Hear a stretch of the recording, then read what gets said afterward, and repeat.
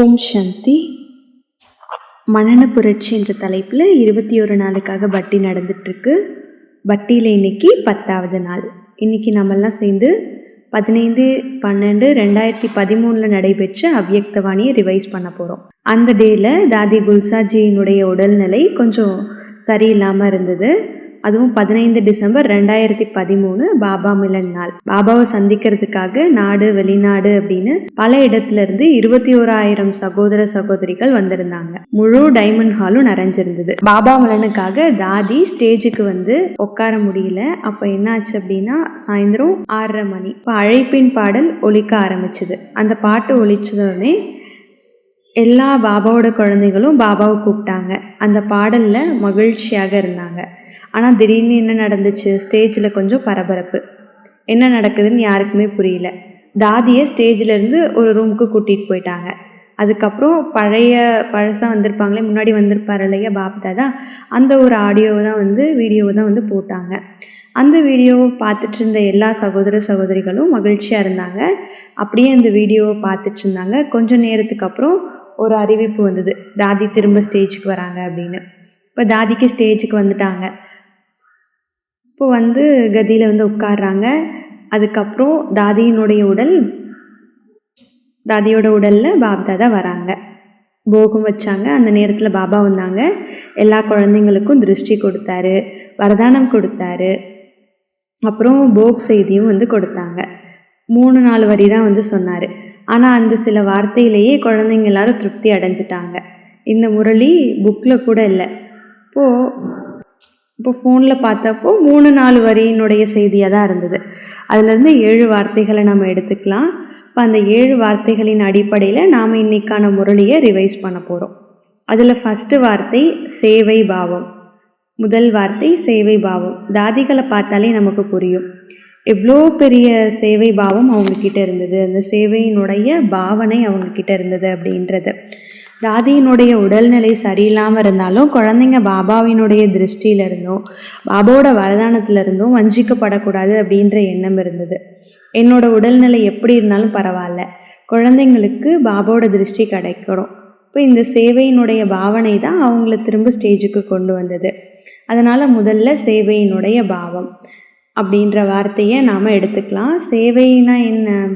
பரோபகாரம் செய்வது, மற்றவங்களுக்கு பாலனை பண்ணுறது, ஒத்துழைப்பவராக இருக்கிறது, உதவி செய்கிறது, இரக்கமுள்ளவராக இருக்கிறது, மக்களினுடைய நன்மைக்காக செயல்படுறது, உலக நன்மை செய்கிறது, சேவையின் மூலம் மற்றவங்களையும் உயர்த்துறது, மற்றவங்களுக்கு உதவி செய்கிறது, புண்ணியம் சேர்க்கறது, சேவாதாரியாக இருந்து மற்றவர்களுடைய உற்சாகத்தை அதிகரிக்கிறது, மற்றவங்களுக்கு கை கொடுத்து உதவுறது, இதெல்லாமே சேவையினுடைய பாவத்தில் வந்துடும். அடுத்தது பாவார்த்தம். மற்றவருடைய வேதனையை நம்மளுடைய வேதனையாக புரிஞ்சுக்கிறது, அவங்களுடைய கஷ்டத்தை உணர்ந்து அவங்களுக்கு சேவை பண்ணுறது, ஆஞ்ஞாக்காரியாக இருக்கிறது, நிஸ்வார்த்த பாவத்தோடு சேவை பண்ணுறது, ஈஸ்வரிய விஸ்வ கல்யாணத்தின் பாவனையோட சேவை செய்கிறது, பரோபகாரம் பண்ணுறது, நமக்கு அபகாரம் செஞ்சவங்க கிட்ட கூட உபகாரம் பண்ணுறது, சுப பாவனை, சுப காம்னா, இதுவும் சேவையினுடைய பாவத்தில் வந்துடும். மனித சேவையே மாதவ சேவைன்னு சொல்லுவாங்க. அப்போ உண்மையிலேயே சேவை செஞ்சால் என்ன கிடைக்கும்? மனசுக்கு அமைதி கிடைக்கும். நாம் மற்றவங்களுக்கு அமைதியை கொடுக்குறோம், அதே நேரத்தில் நமக்கும் அமைதி கிடைக்குது. உண்மையான சேவை ஆத்மாவையும் சுத்தப்படுத்துது. ஆனால் சேவைன்னா வெளியில் பெரிய பெரிய காரியம் செஞ்சிட்ருக்காங்க அதுதான் சேவை, அப்படி அர்த்தம் இல்லை. இதயத்திலேருந்து சேவை செய்யணும், அன்போடு சேவை செய்யணும், நிஸ்வார்த்தமாக சேவை செய்யணும்.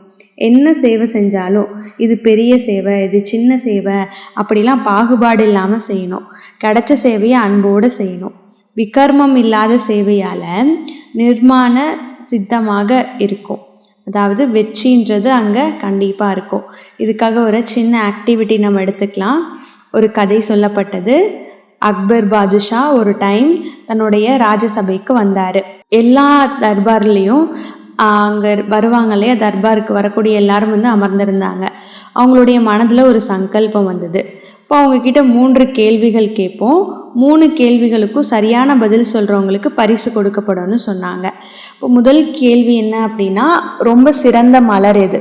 அப்போ அங்கே வந்திருக்கவங்களாம் சொன்னாங்க, நிறைய பல மலர்களினுடைய பெயர்களை சொன்னாங்க. ஆனால் அக்பர் வந்து திருப்தி அடையலை.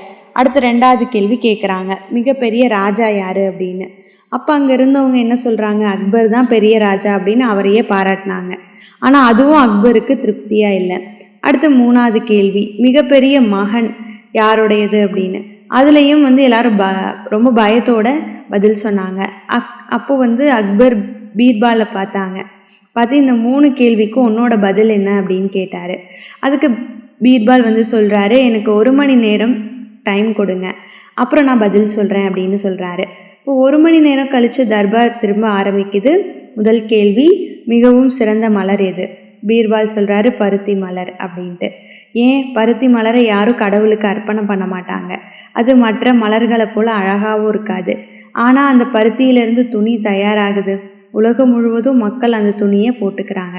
அதாவது அந்த மலர் முழு உலகத்துக்கும் சேவை பண்ணுது. அதனால் அதீத சேவாதாரியான மலர் பருத்தி மலர். அக்பர் அதை கேட்டு ரொம்ப மகிழ்ச்சி அடைஞ்சார். அடுத்த 2வது கேள்வி, மிகப்பெரிய ராஜா யார்? பீர்பால் சொன்ன பதில் இந்திரன். ஏன், இந்திரன் மழையை கொடுக்குறாரு. மழை இல்லை அப்படின்னா தண்ணீர் கிடைக்குமா? பூமியோ தானியம் விளையுமா? இல்லை. அதனால் உலகத்துக்கே சேவை செய்யக்கூடிய ராஜா இந்திரன் அப்படின்னு சொல்கிறாரு. அடுத்து 3வது கேள்வி, மிகப்பெரிய மகன் யாருடையது? இப்போ பீர்பால் சொன்ன பதில் பசுவின் மகன், அதாவது எருது. ஏன்னா எருது விவசாயத்தில் உதவுது, விவசாயத்தின் மூலமாக தானியம் விளையுது, அந்த தானியம் எல்லா மக்களுக்கும் கிடைக்குது, அதனால் அதுவும் உலக சேவை. இந்த 3 பதிலும் சேவை பாவத்தை அடிப்படையாக கொண்டது. அதனால் இன்னைக்கு நமக்கு ஒரு நினைவு, சேவைனா என்ன?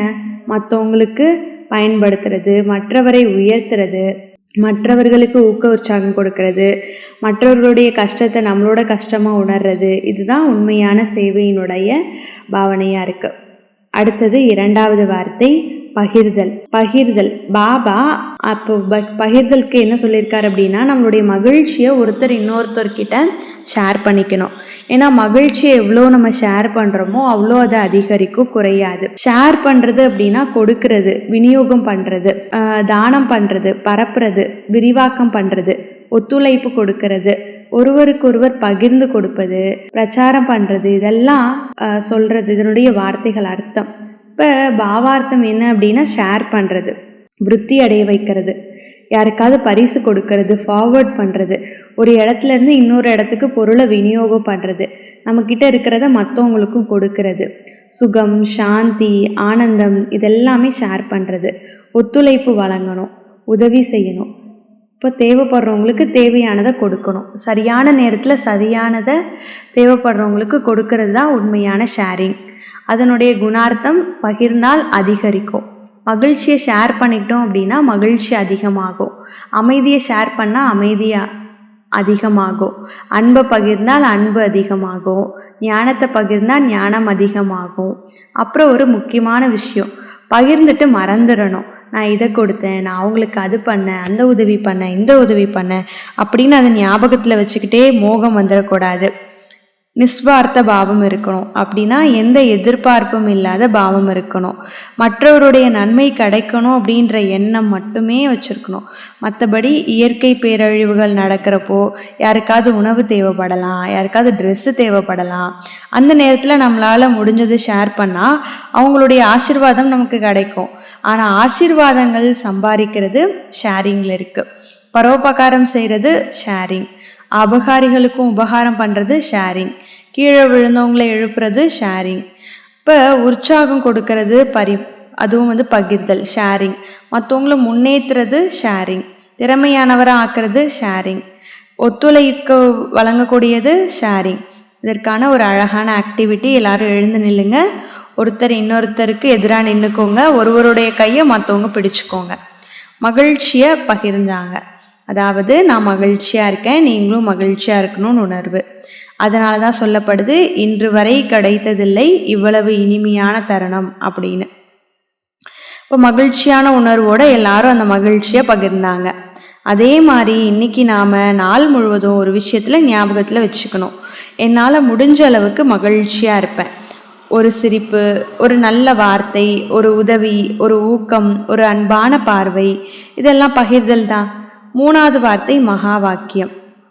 மகா வாக்கியம், பகவானுடைய மகா வாக்கியத்தை நாம் ஏன் மகா வாக்கியம்னு சொல்கிறோம்?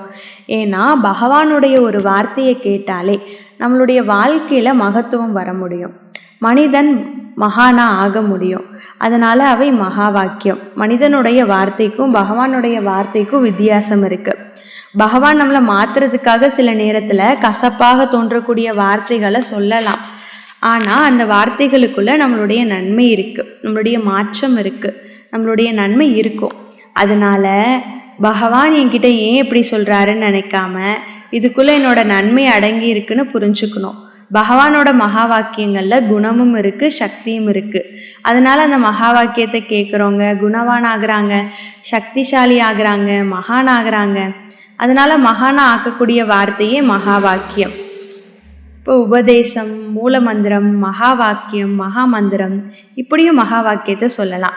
பகவானோட மகா வாக்கியம் ஒரு மகா மந்திரம் போல் இருக்காது. அதாவது அதற்குள்ளே முழு சாரமும் மறைஞ்சிருக்கும். ரொம்ப விரிவான ஞானத்தின் சாரம் ஒரு சின்ன வார்த்தைக்குள்ளேயே அடங்கி இருக்கலாம். அதுதான் மகா வாக்கியத்தினுடைய விசேஷம். அது எல்லாருக்கும் பிரியமானது. ஸ்ரீமத் படி நடக்க உதவுது, மனிதரை தேவதையாக மாற்றுது, அனைத்து தர்மத்தினருக்கும் நன்மை செய்யக்கூடியது. ஒரே ஒரு தர்மத்திற்காக மட்டும் இல்லை. அதனால் பகவானுடைய மகா வாக்கியம் சர்வ கல்யாணக்காரி. அதில் பலவிதமான வைட்டமின்கள் இருக்குது.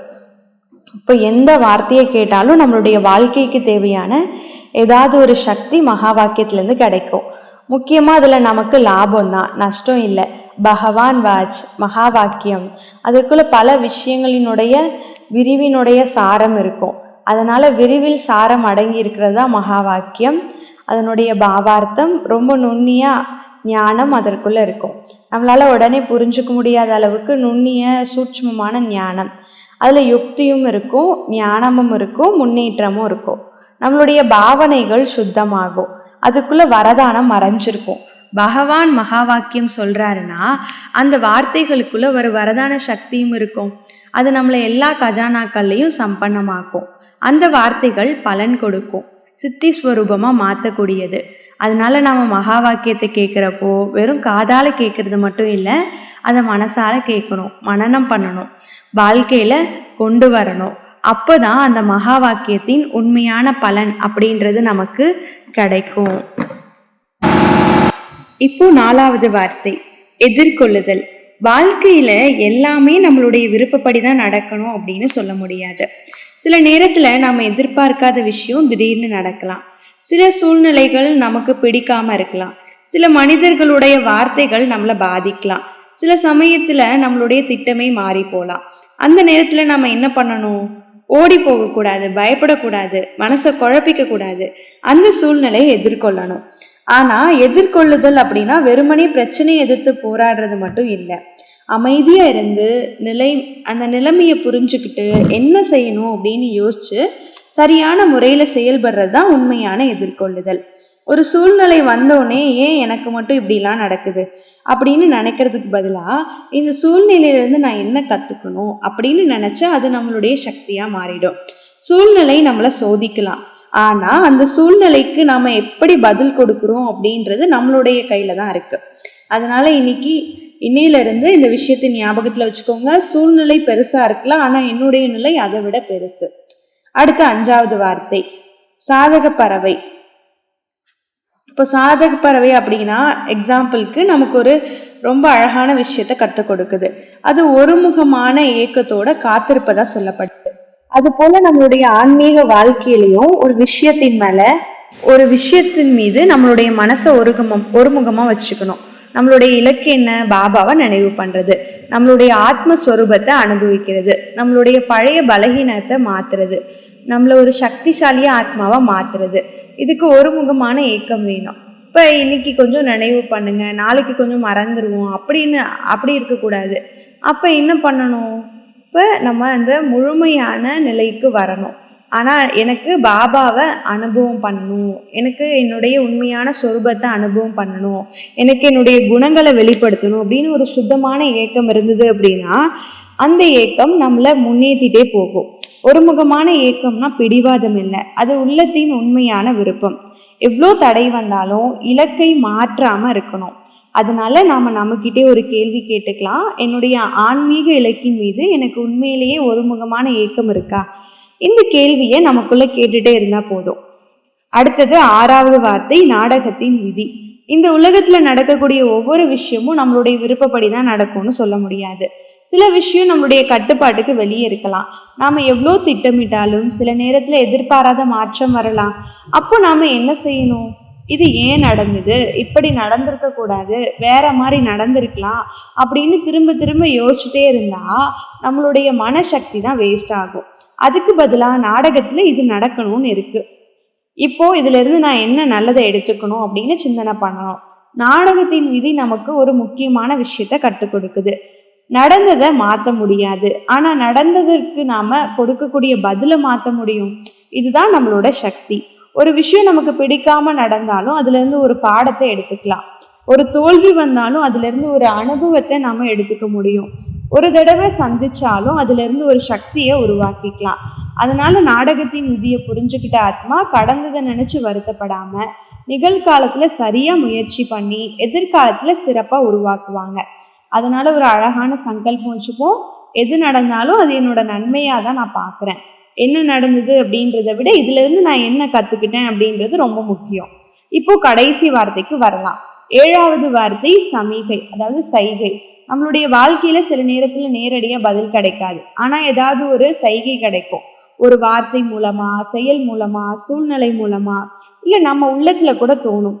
ஒரு நல்ல சங்கல்பமா இருக்கலாம். அதனால ஒரு விழிப்பான ஆத்மா சுற்றிலும் நடக்கக்கூடிய விஷயத்த கவனமா பார்க்கணும். ஆனா இங்க ஒரு முக்கியமான விஷயம், ஒவ்வொரு விஷயத்தையும் சைகைன்னு எடுத்துக்க கூடாது. நம்மளுடைய மனசுல பயம் இருந்தா அதையே ஒரு சைகைன்னு நினைச்சுக்கலாம். இப்போ நம்மளுடைய விருப்பம் அதிகமா இருந்தா அதையும் ஒரு சைகைன்னு நினைச்சுக்கலாம். அதனால சைகையை புரிஞ்சுக்க மனம் அமைதியா இருக்கணும். மனசு அமைதியா இருந்தால் தான் சரியா நம்மளால புரிஞ்சுக்க முடியும். அதனால இன்னைக்கு நம்ம 7 வார்த்தைகளை பார்த்தோம். இப்போ எந்த சூழ்நிலை வந்தாலும் நம்ம பயப்படக்கூடாது, தடை வந்தாலும் நம்ம நின்றுடக்கூடாது, எதிர்பாராத மாற்றம் வந்தாலும் நாம குழப்பம் அடையக்கூடாது, நம்மளுடைய இலக்கையும் நாம மறந்துடக்கூடாது. நாடகத்தை புரிஞ்சுட்டு பாபாவோட நினைவுல இருந்து ஒவ்வொரு சைகையும் சரியான முறையில் புரிஞ்சுட்டு தொடர்ந்து முன்னேறிட்டே இருக்கலாம். நல்லது. ஓம் சாந்தி.